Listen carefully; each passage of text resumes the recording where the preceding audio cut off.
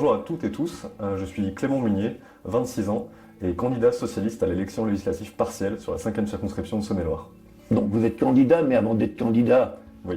vous avez un travail, vous avez un passé, vous avez peut-être des engagements associatifs, vous êtes chalonné depuis quand, ou est-ce que vous êtes un parachuté, puisque c'est vrai qu'on ne vous connaît pas, hein. Bon, à Châlons, au niveau du PS, vous n'étiez pas connu, hein. Je pense que vous avez pris le secrétariat du Parti Socialiste en 24. 24, ouais, C'est ça. hein, à la place de Nathalie Leblanc, qui est décédée. À la place de Jean-Pierre Amiot. avant. Jean-Pierre Hamon, oui. Oui. Donc, oui. Mais Donc, oui, effectivement. les figures au niveau du Parti Socialiste à Châlons, c'était Christophe Sirugue, Jérôme Durand, parce qu'il est sénateur, et aussi Nathalie Leblanc et Michel Schaeffer, il y a plus avant. Oui. Vous faites quoi à part d'être candidat? Parce que c'est pas sûrement pas un métier qui rapporte beaucoup. Oui, non. Du coup, moi, effectivement, je suis titulaire en fait, d'une licence en droit et en sciences politiques. J'ai fait après un master 2 en droit public. Et par la suite, je suis devenu juriste dans la fonction publique d'État. Aujourd'hui, je suis je travaille depuis Châlons, donc sur un rythme où effectivement il y a une partie en télétravail et une autre partie en présentiel en direction centrale en région parisienne. Mais du coup, ce qui me permet d'être sur Châlons en fait 5 jours dans la semaine sans trop de soucis, ce qui est assez agréable. D'accord, donc vous êtes dans un ministère à Paris. C'est ça, oui.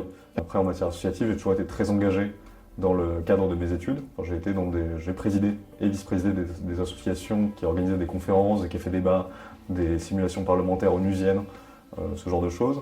Par la suite, également aujourd'hui, je préside encore une association qui vise à favoriser l'égalité des chances en Saône-et-Loire, puisque c'est un combat qui m'est cher, du coup l'école républicaine. Je crois en son modèle et c'est pour ça que je cherche à tout prix à faire en sorte que du coup les enfants de Saône-et-Loire puissent, à travers cette école-là, avoir un avenir prospère. Alors, pour faire ça, pour que les élèves de Saône-et-Loire, les lycéens, puissent accéder à Sciences Po Paris, HEC, etc., qu'est-ce que vous faites concrètement? Comment ça se produit concrètement? Concrètement, en fait, il y a 3 actions majeures pour cette association-là. Il y aura un volet, effectivement, mentorat, directement, pour les jeunes. Aussi un volet intervention dans les écoles, puisqu'il y a un vrai sujet sur l'accession à l'information pour des jeunes de territoires ruraux, notamment. Et également un volet boursier, mais qui n'est pas encore mis en place au sein de la Saône-et-Loire, mais qui au niveau national est déjà mis en œuvre. Et vous êtes aussi très attaché à la laïcité, hein. Et est-ce que concrètement, vous faites des actions pour la laïcité? En tant que tel, si ce n'est mon travail militant au sein du Parti Socialiste. Typiquement, j'ai signé et j'avais travaillé avec du coup Jérôme Guedj sur la thématique, sur ce qu'on appelle en fait en interne pendant le congrès une motion thématique.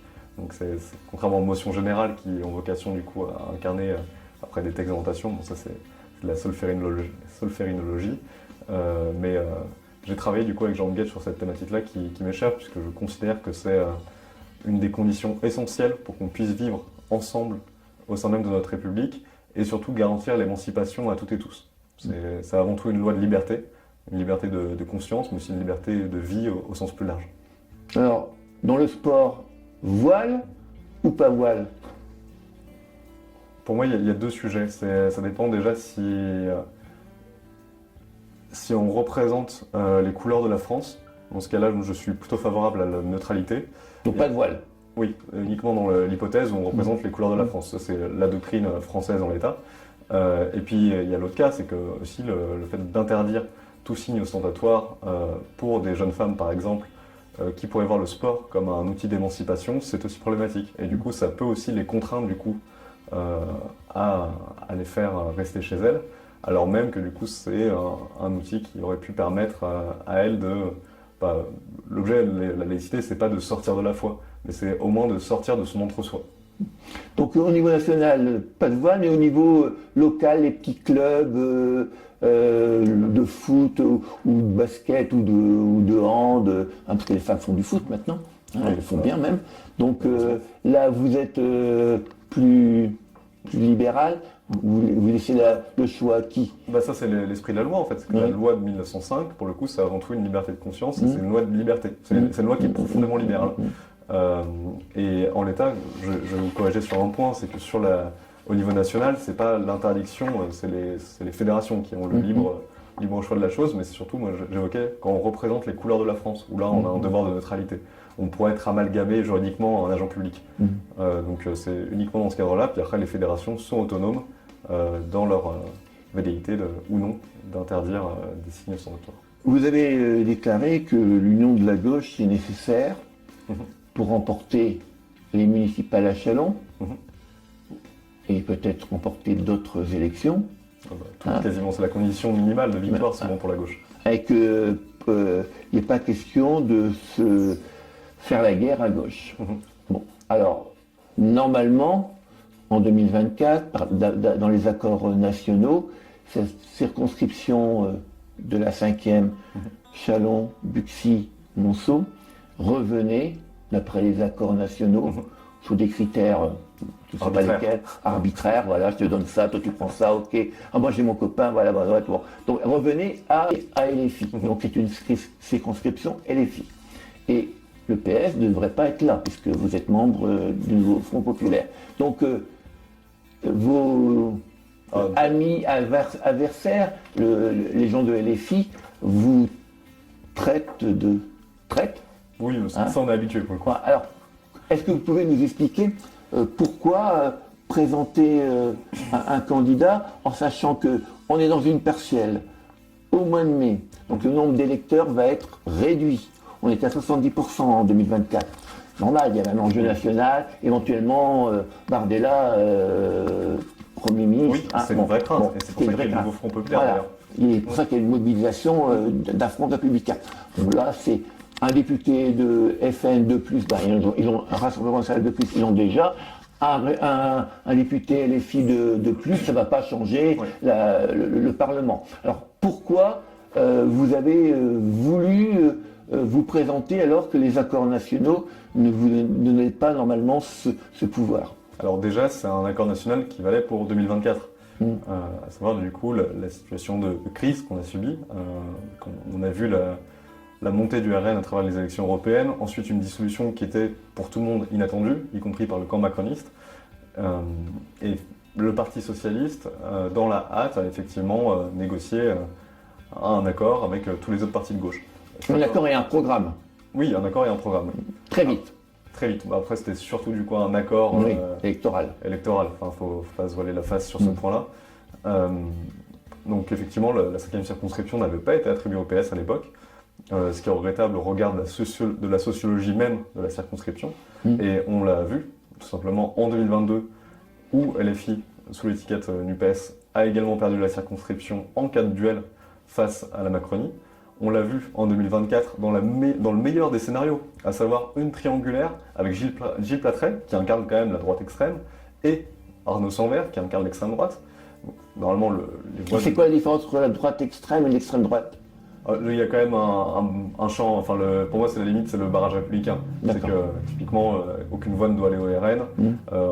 À choisir entre Gilles Platret et le RN, on connaît nos adversaires, nous au Parti Socialiste, et on sait très bien que pour le coup l'ennemi de la République c'est le RN.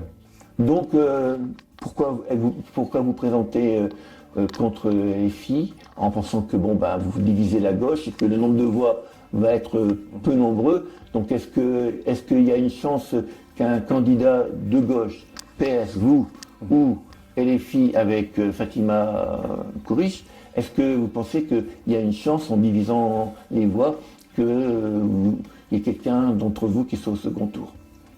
Pour le coup, oui, j'y crois, mais il y a surtout un sujet, c'est qu'au-delà du premier tour et d'accéder au second tour, il fallait une candidature de gauche qui puisse l'emporter au second tour face au Rassemblement national. En l'état, aujourd'hui, on le voit, la France insoumise dans les sondages, et ça, je ne l'invente pas, fait plus peur que le Rassemblement national. Au Parti socialiste, on le regrette, mais par contre, il faut aussi qu'on prenne acte de cela et qu'on puisse mettre aussi au second tour une candidature de gauche qui puisse l'emporter face au RN. Donc le but c'est ça, c'est d'avoir une candidature de gauche qui soit crédible pour vaincre le candidat RN qui sera sûrement lui au second tour, vu ses scores précédents, mais rien n'est sûr, parce qu'en un an tout a évolué. Marine Le Pen a été condamnée, elle a fait appel mais elle a été condamnée à une peine lourde. Alors pour revenir à LFI, vous avez manifesté avec eux le 1er mai, et vous avez eu une discussion avec Damien Salé. Oui, une temps.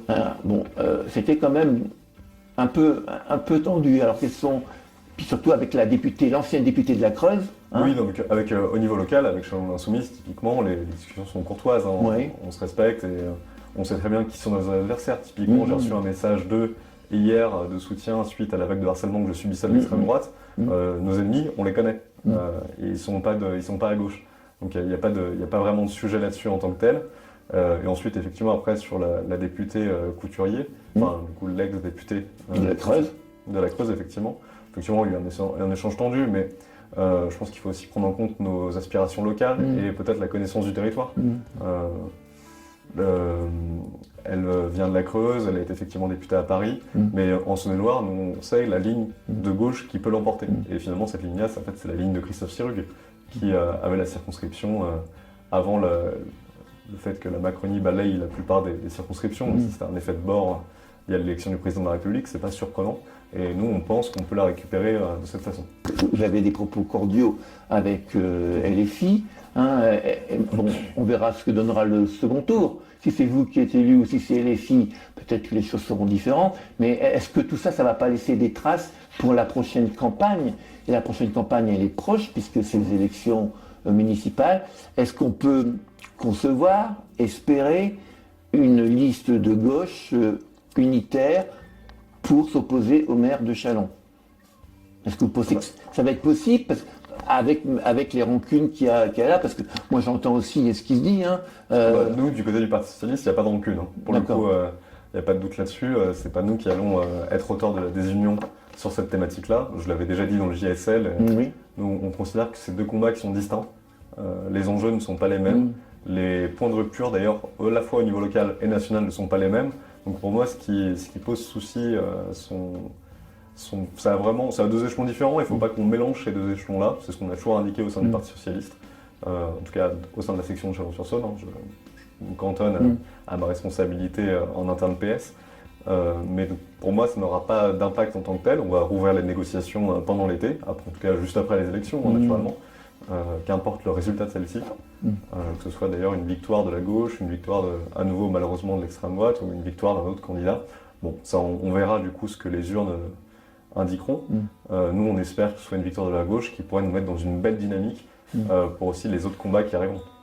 En sachant que les élections du 18 mai, du 25 mai, vu le nombre d'électeurs faible, hein, on va pas se cacher, faible, est-ce que ça aura vraiment une signification? Et on rappelle que pour être au second tour, il faut avoir 12,5%, non pas des votants, mais des inscrits. Alors, si c'est pas le cas, du coup, c'est juste l'ordre 1 et 2 qui ira au second tour. Il y aura toujours deux candidats quand même. Oui, à minima, oui.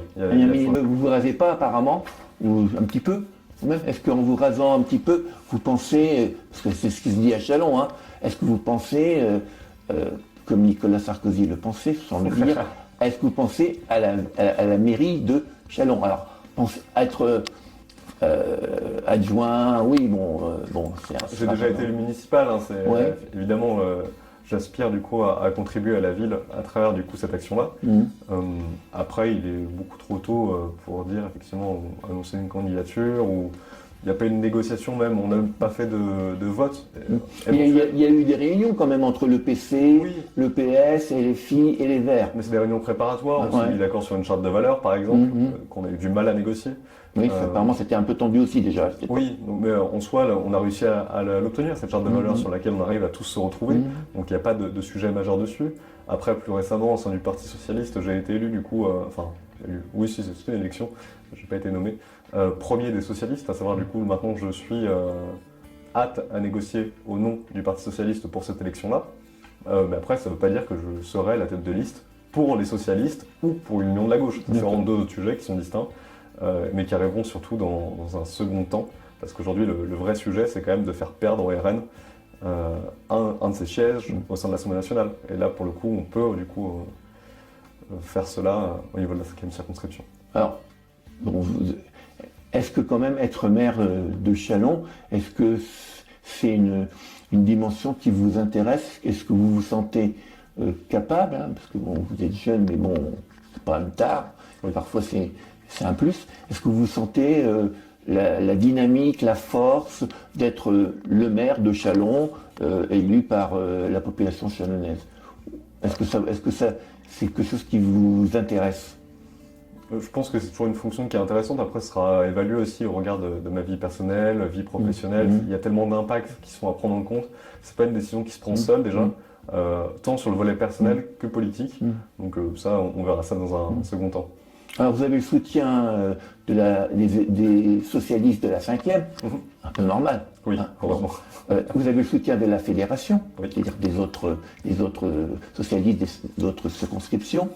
Et au niveau national, le niveau national a acté ce qu'on avait fait, à savoir qu'ils avaient respecté notre processus démocratique au niveau de la fédération. On avait quand même statué en conseil fédéral, donc l'échelon départemental. Ensuite, on a fait un vote au niveau de la circonscription et de nos militants. Et ce vote, du coup, a statué sur notre candidature. Donc à partir de là, on est légitime pour avoir l'étiquette socialiste et cette investiture. Est-ce que vous avez un soutien? Parce que je vois par rapport à LFI, il y a bientôt, au mois de mai, il va y avoir 2 grandes réunions, dont une à Châlons, avec des têtes d'affiche de LFI.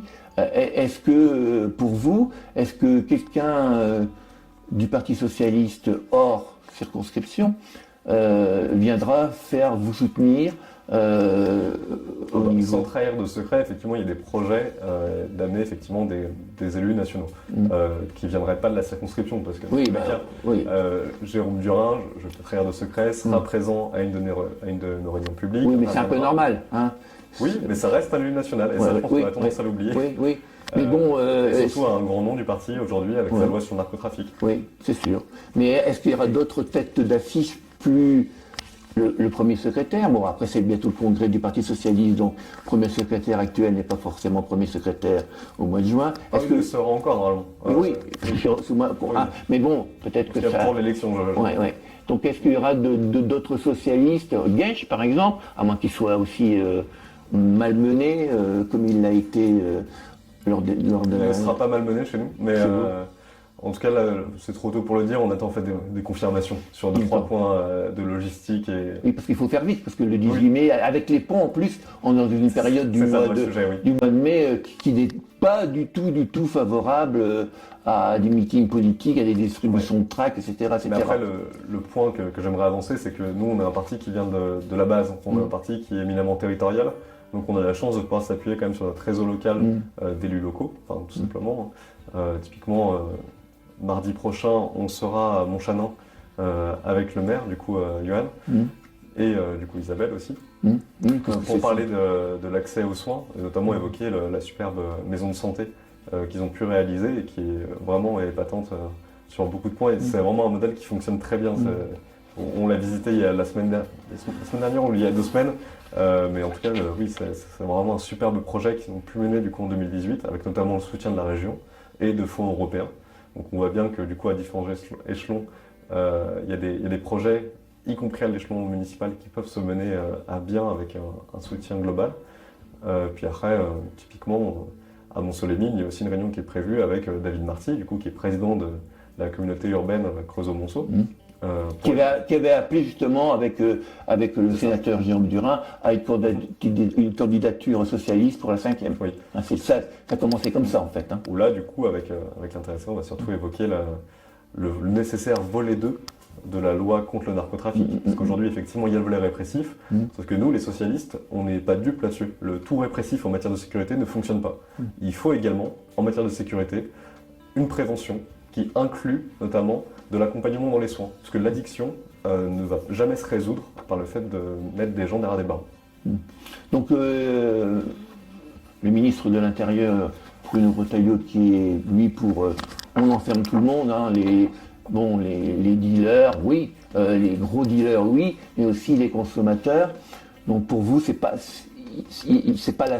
la vraie solution. Ah bah non, effectivement, il faut du répressif pour les têtes de pont, ceux qui organisent et qui maintiennent ce trafic. Par contre, les consommateurs, il faut avant tout les accompagner vers la fin de l'addiction. C'est avant tout ça, vu que c'est des clients aujourd'hui qui sont captifs d'un marché qui est illégal. C'est avant tout des victimes. Il y a aussi d'autres victimes de narcotrafic, des victimes collatérales. Et c'est justement pour éviter toutes celles-ci qu'il faut d'abord soigner du coup les personnes plutôt que de les emprisonner. Enfin, ça n'a pas de sens. Enfin, Mais c'est un sens pour M. Retailleau et pour la droite et l'extrême droite. oui, mais pas pour nous à gauche. Très bien. Bon, en sachant aussi que dans le narcotrafic, bon, on parle bien sûr, il y a la vente de drogue, et il y a aussi le blanchiment, qui est un gros problème, puisque cet argent sale, il faut bien le rendre propre pour pouvoir acheter des choses. Et donc là aussi, dans le plan élaboré par le Sénat, il y a une action forte par rapport au blanchiment et à ceux qui blanchissent. On est d'accord là-dessus, hein. Eh bien oui, de toute façon, si on n'attaque pas au portefeuille sur ces gens-là, qui sont d'ailleurs souvent à l'étranger et dans des pays du Moyen-Orient, dans des pays notamment qui n'acceptent pas forcément l'extradition, on ne pourra pas les atteindre. Du coup, effectivement, l'enjeu, c'est aussi de couper les flux financiers pour couper les trafics. Au niveau immigration, quelle est votre position, et aussi la position du parti? Pour moi, le vrai enjeu de l'immigration aujourd'hui, c'est l'intégration. Si on intègre mal, effectivement, ça ne fonctionnera pas. Et est-ce qu'on intègre bien? Aujourd'hui, je pense qu'on intègre mal. Enfin, voilà, faut être clair, les dispositifs qu'on a aujourd'hui en France ne permettent pas une intégration efficace. Et c'est ça le vrai sujet. Aujourd'hui, le mal-être qui est vécu par beaucoup de Français sur l'immigration, il vient avant tout des résultats de la mal-intégration. Typiquement, c'est un exemple que je reprends très régulièrement, je ne sais pas à quel moment on s'est dit que l'absence de mixité sociale dans des HLM allait fonctionner en matière d'intégration. Non, c'est concentrer la pauvreté, concentrer des personnes qui sont déjà en marge de la société, parce que du coup en voie d'intégration, ça ne fonctionne pas. Ça va juste les entraîner dans des spirales infernales. Et justement, c'est là que du coup l'action publique et les pouvoirs publics devraient du coup accompagner bien plus que ce qu'est le cas aujourd'hui, cette intégration. Par exemple, au niveau du français, les gens qui sont en attente que l'OFPRA décide s'ils sont admissibles, parce que bon, l'idée c'est pas de dire venez, il y a des critères, notamment des critères par rapport à leur sécurité dans leur pays. Bon, donc avant que le droit d'asile. Le droit d'asile. Mais après, il peut y avoir aussi une migration économique. Qui est acceptable tout autant. Oui. Et là, dans ce cas-là, effectivement, ce sera plutôt. Le droit d'asile, c'est avant tout un droit. Pour le coup, c'est quelque chose sur lequel on ne pourra pas revenir. Nous, encore plus en tant que Français qui nous réclamons de la patrie des droits de l'homme. Et après, sur la migration économique, c'est à voir en fonction des besoins qu'on peut avoir localement en France. Et on le voit, on a un besoin de main-d'œuvre, on a un besoin démographique. Et pour le coup, considérer que l'immigration serait le mal absolu, d'un point de vue économique, démographique, même au sens politique, ça n'a pas de chance, ça n'a pas de sens. Est-ce que, bon, pour vous, une immigration réussie, c'est-à-dire avec des structures, avec des immigrés qui vont apprendre le français, ce qu'ils ne font pas actuellement, est-ce que c'est un plus pour la France ou est-ce que c'est le cancer, comme disent l'extrême droite? Évidemment que c'est un plus, il n'y a pas d'enjeu là-dessus. Et après, effectivement, vous parliez du coup de l'apprentissage du français, par exemple. Là, on se retrouve, il y a des structures étatiques qui normalement devraient le faire. C'est des structures associatives qui se retrouvent en charge de la chose parce que du coup, l'État a reculé sur ces sujets. Faute de budget. Et là, du coup, on revient sur la nécessaire défense des services publics, où typiquement, sur le prochain budget qui est en cours d'élaboration, on va assister à un sabrage de 40 milliards d'euros. Ce sabrage de 40 milliards d'euros, évidemment que ça va toucher ce point, évidemment aussi que ça va toucher nos services publics dans la ruralité, et donc rendre encore moins attractif cette ruralité qui est pourtant nécessaire à l'écosystème de notre pays. Alors, sur votre circonscription, on a un foyer à Doma, qui accueille les demandeurs d'asile. Ils attendent un an et demi, ils font rien, ils peuvent pas travailler, ils apprennent pas le français, sauf par des structures associatives qui sont pas assez nombreuses. L'engagement associatif, effectivement, on voit qu'il y a un sujet, c'est qu'il y a beaucoup de jeunes de moins de 23 ans, moins de 24 ans qui ont le temps de s'engager puisque leur vie de famille n'est pas encore ancrée. Une fois que la vie de famille commence à s'ancrer, effectivement, ils ont peut-être moins le temps, ou ils doivent se recentrer sur eux, ce qui s'entend aussi. Et après, le temps se libère une fois que les enfants ont quitté le domicile familial. Et c'est peut-être pour ça qu'on retrouve aussi plus de personnes dans des associations autour de la cinquantaine, dans ces zones-là. Après, est-ce que c'est grave en soi? Puis, en fait, il y a un décalage, c'est juste une pyramide en matière de l'engagement, où effectivement, on va retrouver... enfin, les personnes qui vont remplacer ceux qui auront 70 ans et quelques, qui pourront plus s'engager, ça va être les personnes qui avaient 60 ans et quelques. Et en fait, il y aura un glissement progressif, mais en tout cas sur ce volet très spécifique là. Puis après, moi je connais des jeunes qui sont engagés auprès de la LDH. En tout cas, il y a quand même des profils de jeunes qui sont quand même engagés et qui ont trait vraiment à la vocation qui est la défense en fait, des droits de l'homme. Alors, et par rapport aux OQTF, c'est quoi votre position? Là, ils peuvent être en rétention pendant 90 jours. C'était 45, 90 jours. Là, on part de 145 jours, hein, le ministre Retailleau. Alors, qu'est-ce que vous avez à dire sur les OQTF? Déjà, on voit clairement que c'est un modèle qui ne fonctionne pas. Dans la mesure où si on est obligé d'enfermer des personnes au motif qu'ils sont obligés de quitter le territoire français, je pense que c'est un peu antinomique. Déjà. C'est-à-dire qu'une personne qui serait du coup obligée de quitter le territoire français serait contrainte à rester sur le territoire français pendant plus de 180 jours. Ça n'a pas de sens. Le sujet, pour moi, c'est d'abord, est-ce que cette personne-là peut s'intégrer ou non en France? Si elle peut s'intégrer, potentiellement la régulariser. Sinon, c'est un coût pour la société, alors même qu'elle pourrait rapporter. Ensuite, il y a le volet de certains OQTF qui pourraient représenter un danger pour la France. Dans ce cas-là, effectivement, il n'y a pas de doute, il faut les renvoyer dans leur pays d'accueil. Et si le pays d'accueil, comme l'Algérie, pays d'origine, s'il ne veut pas, ce qui est le cas, on dit on a 7 ou 8% de QTF qui retournent dans leur pays d'origine, mais il faut savoir que pour aller dans le pays d'origine, il faut que le pays d'origine vous donne un visa consulaire. Donc si vous n'avez pas de visa consulaire, vous montez dans l'avion, vous arrivez à Alger par exemple, et à Alger on vous dit non, on ne veut pas de vous. Là, il y a un vrai sujet sur nos rapports de force diplomatiques. C'est qu'aujourd'hui, je pense qu'on n'assume pas le rapport de force diplomatique avec les pays qui refuseraient leurs ressortissants. C'est peut-être ça le vrai sujet. Alors, autre sujet qui intéresse beaucoup, parce qu'il y a une loi qui est en train d'être déposée, c'est le sujet de la fin de vie. La loi évolue très lentement, on a un nouveau projet porté par le président Macron. Deux projets du coup en un. Oui, deux projets en un. Vous, est-ce que ce projet, ça vous satisfait? Est-ce que le PS est satisfait? Est-ce que le PS va voter ce projet de loi? Alors là, pour le coup, c'est vraiment transpartisan, parce qu'en fait, ça dépend de la conscience de chacun. Moi, je vois ce projet de loi, enfin, déjà, je fais partie de ceux qui pensent qu'il fallait un projet de loi unique, pour à la fois les soins palliatifs et l'accompagnement vers la fin de vie. Pour moi, les deux ne sont pas dissociables. Donc, je suis du coup pour accompagner sur la fin de vie, au même titre qu'accompagner dans les soins palliatifs. Donc là, il n'y a pas de doute là-dessus, mais ça, c'est vraiment parce que moi, je vois ce projet de loi comme avant tout une loi de liberté. C'est pas une loi qui vient dire à nos aînés, on va mettre fin à votre vie à tel âge. C'est pas du tout le cas. Et il est hors de question que ce soit le cas d'ailleurs. Vu comment je pense que personne oserait dire ça ou même le penser. Enfin, c'est aberrant. Certains pensent, par contre, ceux qui critiquent cette loi estiment qu'on va tendre vers ça. C'est lunaire. Mais est-ce que on a un modèle pas loin de chez nous, c'est des Belges, mais ils sont pas plus cons que nous, malgré qu'ils mangent beaucoup de frites, mais ça fait 20 ans qu'ils ont un projet sur la fin de vie. Un projet très libéral, mais très cadré. Et il n'y a pas, parce que les gens disent oui, si on laisse les gens voir mourir, les enfants vont pousser, et puis bon, non. Donc en Belgique, il n'y a pas eu de dérive, et il y a des Français qui vont en Belgique ou en Suisse. Ils sont encore conscients, mais ils ont une souffrance. Là, jeudi, il y a eu un Français qui est mort en Belgique. Est-ce que vous êtes prêts aussi à aller vers le concept belge, c'est-à-dire... C'est nécessaire, parce qu'aujourd'hui, là, c'est avant tout, du coup, le droit de mourir dans la dignité est du coup inégalitaire. Aujourd'hui, il y a uniquement des personnes qui seront riches, qui sont riches du coup, qui sont aptes à le faire. Du coup, en allant en Suisse, en allant en Belgique, du coup, en ne se faisant pas rembourser. Et c'est cher, Oui. Et donc en fait, c'est profondément inégalitaire. Donc c'est-à-dire qu'aujourd'hui, quand une personne est précaire, qu'une personne souffre et qu'elle souhaiterait mourir, elle n'a aucune solution légale à disposition en France.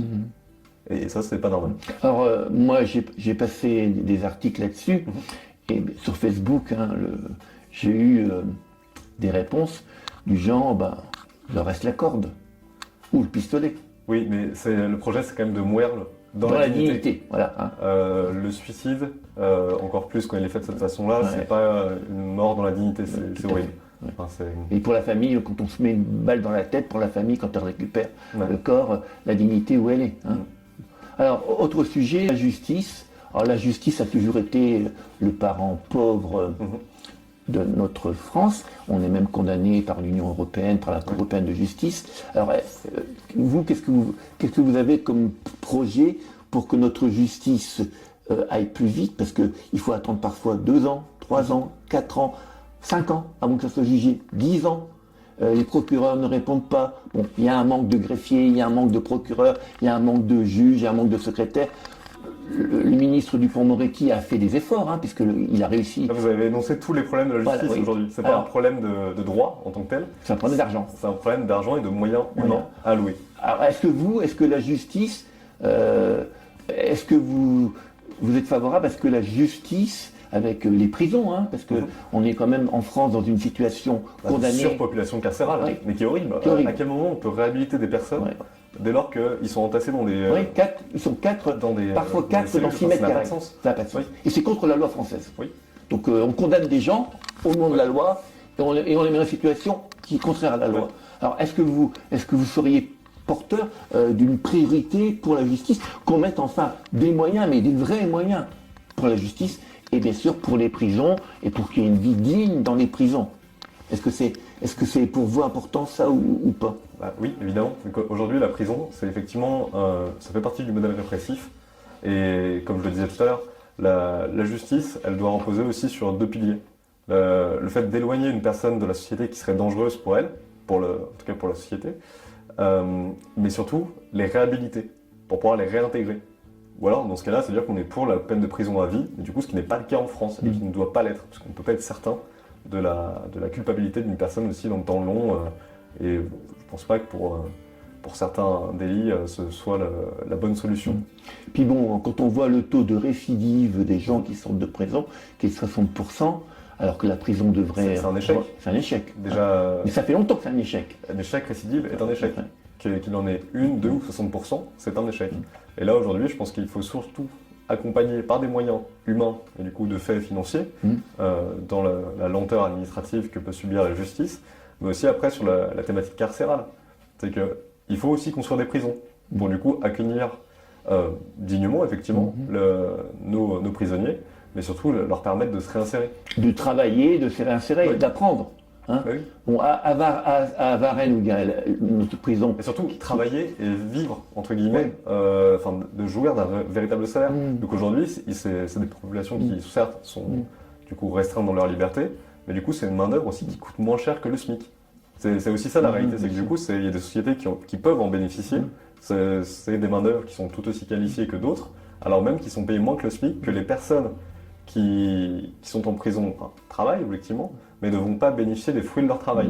Alors même qu'une personne qui pourrait être emprisonnée sans même travailler, dans ce cas-là, il n'y aurait pas de distinguo entre les deux.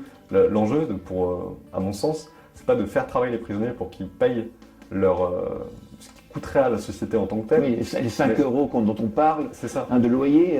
Oui, c'est pas ça le sujet, c'est surtout de leur permettre de se réinsérer après leur peine.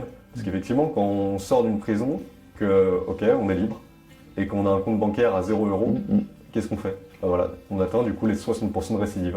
Parce qu'effectivement, si jamais on avait été trafiquant, on va retomber dedans plus facilement. Parce que du coup, c'est la solution facile, c'est réactiver les réseaux qu'on pouvait avoir. Enfin, en tout cas, il n'y a pas de solution miracle à cela. Et évidemment que ça passe aussi par de la réinsertion en interne de la prison. Et la réinsertion, c'est pas juste quelque chose qu'on va prendre en compte 15 jours avant la sortie avec un circuit départ. Sur votre circonscription, vous avez la chance d'avoir 2 hôpitaux, un à Mont-Soleil-Mines et un à Châlons. Ces 2 hôpitaux et tous les hôpitaux de France souffrent d'un manque de moyens depuis très longtemps. C'est pas Macron, c'est un problème qui est très vieux. Alors, qu'est-ce que vous avez qui s'est grandement aggravé quand même. Qui s'est aggravé depuis. Et depuis le Covid, on s'est rendu compte que ils avaient déjà le couteau sous la gorge, maintenant ils ont le couteau et la corde. Alors, quelle est votre proposition par rapport à ces 2 hôpitaux? Et je pense que c'est celui de Monceau qui souffre peut-être le plus que celui de Châlons. Vous, en tant que député, vous n'avez pas les crédits pour recruter des médecins, faut-il encore en trouver? Parce qu'on rappellera quand même que dans les soignants et dans les médecins, les infirmières, il y a beaucoup d'immigrants. Oui, Hein. et qui ont des statuts précaires d'ailleurs, et qui sont payés. qui font vivre Voilà. l'hôpital, Voilà. mais disons que sans eux, l'hôpital ne pourrait plus tourner. Enfin, déjà qu'il tourne mal, objectivement, du fait du manque de personnel humain. Là, la situation serait bien plus dramatique. Et ça, on a tendance à l'oublier. Oui, et donc, si on renvoyait tous ces migrants qui sont docteurs, qui sont Ah oui, voilà, c'est- qui sont efficaces. Moi, j'ai le cas d'une Marocaine qui travaillait sur le cancer. Elle a travaillé 3 ans. Elle avait un CDD. Au bout de 3 ans, on l'a foutue dehors. Bon, alors qu'elle était reconnue par ses collègues. Ouais. Et elle gagnait 1500 euros, c'est-à-dire 3 fois moins que ses collègues français. Oui, bah, de fait, oui, il y avait Et elle était, bien sûr, de corvée, les week-ends, c'était pour elle, normal.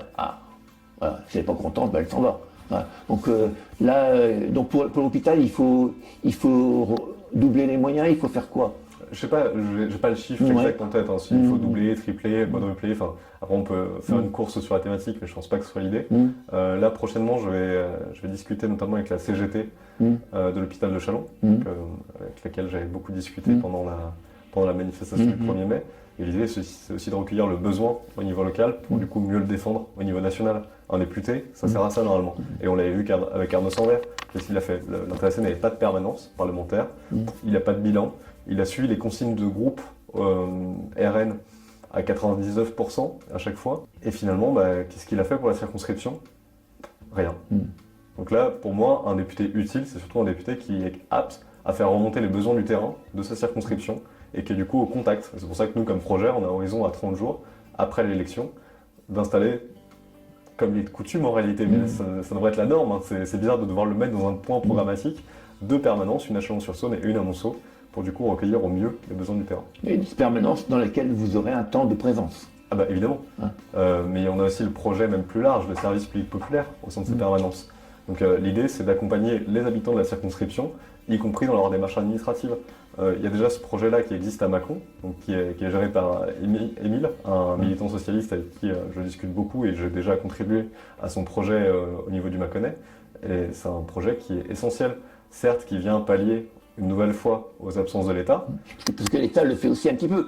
En soi, c'est souvent peu ouvert le samedi, alors que là, l'idée, c'est aussi de pouvoir recevoir des gens le week-end, avec effectivement aussi un réseau de bénévoles, mais aussi moi, en tant que personne, Isabelle, Louis aura le même projet sur Monceau, c'est de s'appuyer aussi sur notre mandat pour aider concrètement et être utile aux habitants de la circonscription. Que ce ne soit pas uniquement descendant en disant on a fait ça sur Paris, on a voté ça pour améliorer votre vie ici. Non, c'est aussi sur place, on améliore directement votre vie. On a eu votre mot sur Arnaud Sanvert, et bon, il y a 2 autres candidats de la droite ou du parti présidentiel, Marie-Claude Jarraud à Monceau, maire de Monceau, et Sébastien Martin, président du Grand Châlons. Est-ce que vous avez un petit message à leur dire, ou une petite gentillesse, parce que bon, en politique, la gentillesse... il y a toujours une courtoisie. Déjà, au sein de l'arc républicain, il faut une courtoisie, et ça c'est essentiel. Pour le coup, j'ai déjà discuté avec eux, quand on se croise sur des marchés, on se respecte et on se salue, il n'y a pas de sujet là-dessus. Après, politiquement, on s'oppose, il n'y a pas de doute là-dessus. Marie-Claude Jarraud, typiquement, on parle d'une personne qui va chercher à défendre une rigueur budgétaire, alors même qu'entre 2020 et 2023, la dette par habitant de sa commune a été multipliée par 2,5. Là, on est face à du coup une gestionnaire qui est assez irresponsable. Là, il n'y a pas de doute là-dessus, tout le monde le déclare. Elle propose au national ce qu'elle ne fait pas au niveau local. Exactement, on se croira à Levallois-Perret. Pour le coup, c'est le même scénario. C'est typique de la droite une fois qu'ils sont en responsabilité. Idem pour Chalon-sur-Saône avec Gilles Platret. Il faut rappeler aussi par qui Sébastien Martin est soutenu, et notamment Gilles Platret. C'est la même situation budgétaire où aujourd'hui la Chambre régionale des comptes va devoir, je pense, se repositionner sur les bilans qu'ont ces 2 villes. Et ensuite, sur la campagne de Sébastien Martin, c'est une campagne qui est assez plan-plan. Il se réclame de la défense des services publics, député de proximité. L'entreprise aussi, il veut remettre les entreprises, ce qui fait soi-disant à Châlons. Oui, mais en fait, on le voit, c'est un gestionnaire qui n'a pas d'ambition sur le Grand Châlon. Et ça se voit dans sa politique budgétaire. Il n'y a pas de grands projets réellement menés. Et puis, même sur sa défense des services publics, c'est profondément malhonnête. Comment on peut défendre les services publics alors même que du coup l'intéressé a annoncé vouloir siéger dans le groupe de Laurent Wauquiez, Laurent Wauquiez qui en 2022 avait annoncé vouloir supprimer 150 000 emplois publics. Plus récemment, il y a moins d'une semaine, Amélie de Montchalin a annoncé aussi vouloir supprimer un tiers des agences de l'État, ce qui mènerait, selon elle, à la suppression de 180 000 emplois publics. Donc, on fait du Trump, là. Oui, oui. On fait du Trump. Mais là, pour le coup, c'est la tronçonneuse qui est sortie, et c'est ce que souhaite le RN à tout prix, par ailleurs. Mais plus les services publics reculent, plus le vote contestataire avance. Le vote contestataire, aujourd'hui, bénéficie à qui? Au Rassemblement national. Donc je ne vois pas l'intérêt de la chose, si ce n'est, du coup, mettre le pouvoir au RN en 2027. Pour Sébastien Martin, on rappellera qu'il a été LR comme Gilles Platret longtemps, et que maintenant il n'est plus LR. Il a quand même annoncé vouloir siéger avec Laurent. Voilà, il a avancé, mais il fait partie du parti NF, Nouvelle France, où il y a Xavier Bertrand. Gilles Platret a été LR, pas LR d'hiver droite, voilà, bon, c'est des parcours, voilà, c'est assez pratique. Alors, pour finir notre conversation, au niveau local, on a parlé beaucoup de national, mais le national, si le national ne donne pas d'argent pour l'hôpital, c'est pas les Chalonnais qui vont payer. Hein, c'est une loi de finances nationale. Donc au niveau local, quelles sont vos priorités? Bon, on a vu les permanences avec un statut un petit peu différent, que je vais voir le député, bonjour monsieur le député, j'ai un problème, etc.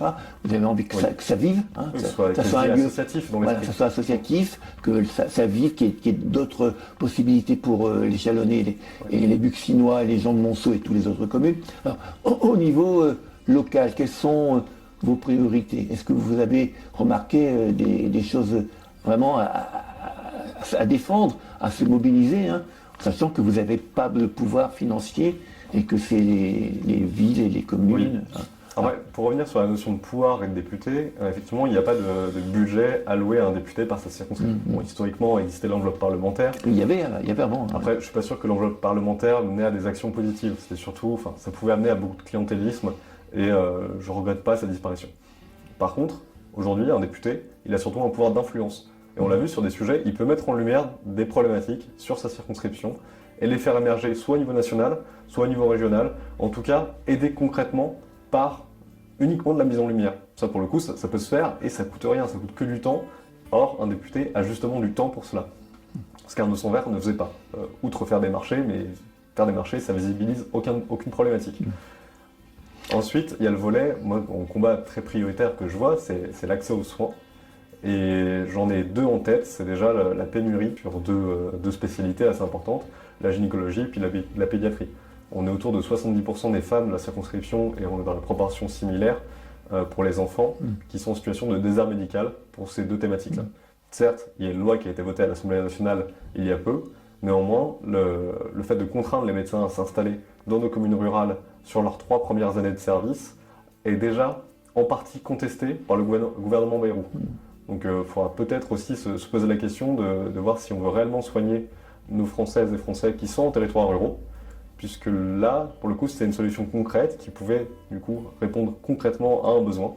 Plus largement, y compris en tant que député sur cette thématique-là, j'aurais voté cette loi si jamais elle s'était présentée à moi. Il y a la question de la coordination en fait, entre les différents acteurs au niveau local, entre le département, les intercommunalités, la commune. Ces 3 échelons-là ont des solutions souvent sur les maisons de santé. Il y a effectivement les maisons de santé départementales avec un modèle du coup de médecins salariés. Après, il y en a d'autres, typiquement à Montchanin, qui est plutôt sur le modèle de fournir un accueil de qualité à des médecins pour les assurer naturellement, qui fonctionne très bien.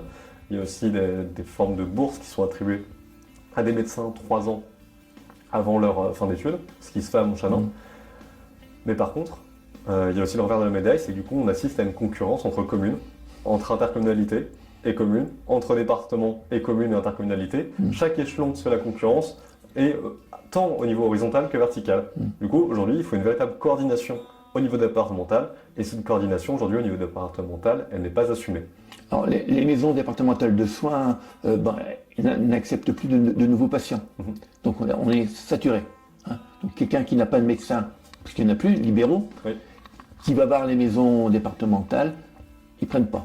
Donc il y a plein de gens qui sont sans médecin, ce qui pose quand même des problèmes, hein, parce qu'il n'y a pas de suivi médical, puis voilà. Et puis même quand des personnes ont des médecins traitants, typiquement j'étais au BISO la semaine dernière, on m'a parlé du coup d'un des médecins traitants qui pouvait opérer sur la commune, l'intéressait à 7000 patients.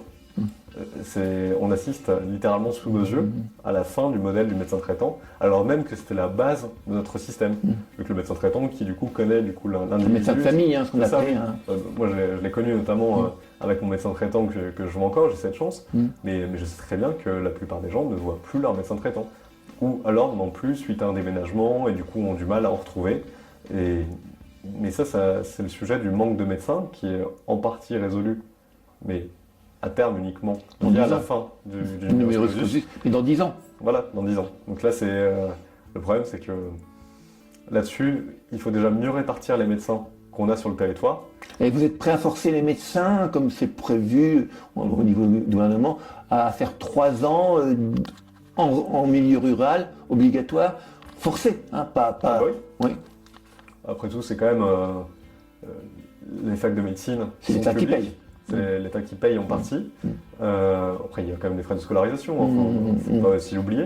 Mais ça reste quand même un service public. Si on se remémore le serment d'Hippocrate, il n'y a pas la condition d'exercer dans une métropole. C'est la condition de soigner partout là où il faudra. Il y a une époque, au niveau, je ne sais plus si c'est vrai maintenant, les enseignants qui rentraient par les centres de formation, ils s'engageaient à être enseignants 10 ans. On leur disait, nous, on paye vos études, ils étaient salariés, on paye vos études pendant 3 ans, 4 ans, mais la contrepartie, c'est pendant 10 ans, vous êtes enseignant.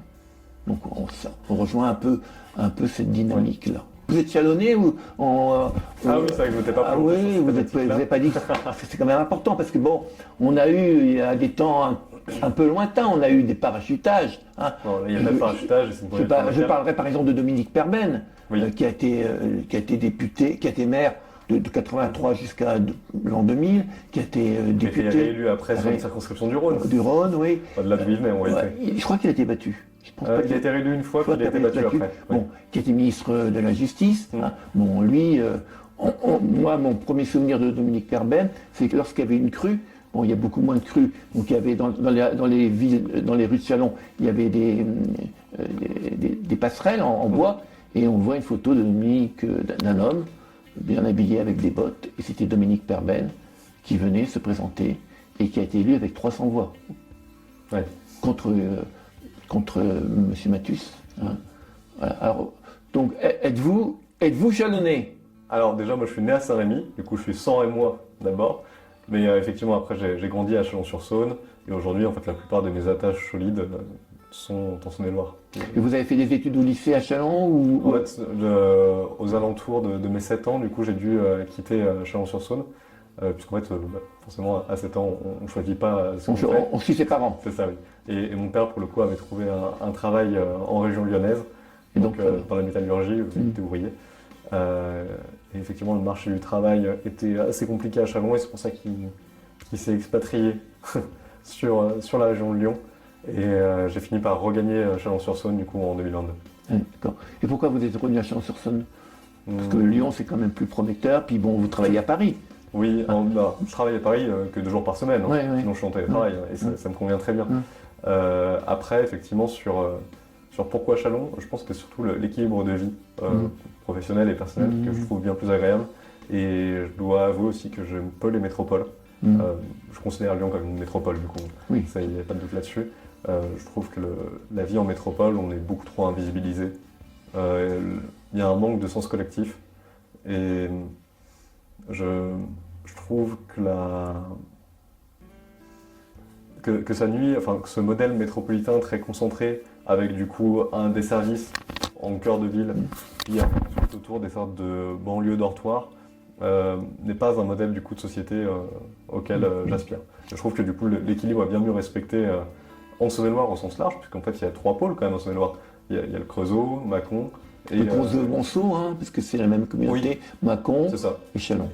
Et en fait, finalement, d'un point de vue territorial, le département est très équilibré.